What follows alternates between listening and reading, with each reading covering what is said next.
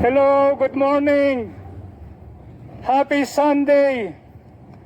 This is the day that the Lord has made. Let us rejoice and be glad in it. Guys, we can rejoice because of God's love. He sent His Son Jesus on the cross to save us from our sins. Guys, believe on the Lord Jesus Christ and you shall be saved. He loves you so much and your families. Repent, believe, and accept the Lord. He loves you so much. Guys, you will remember me. Guys, you will remember me when you reach your destination after you die.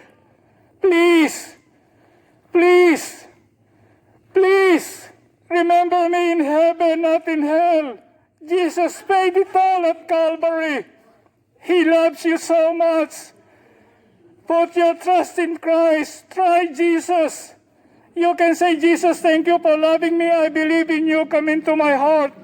I receive you as my Lord and my Savior. Guys, no one in Canada will share to you about Jesus. I am the only one. I am the only one. Because I care for you. I love you. Please, I beg you. I beg you. Receive Jesus in your heart. He loves you so much. Put your trust in Christ. You can say, Jesus, forgive me. I love you. Come into my heart. I receive you as my Lord and my Savior. Guys, God bless you all and your families. I love you all.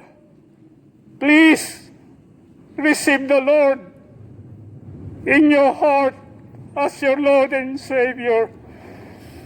Thank you so much. God bless you all. I love you all. Take care. Keep safe.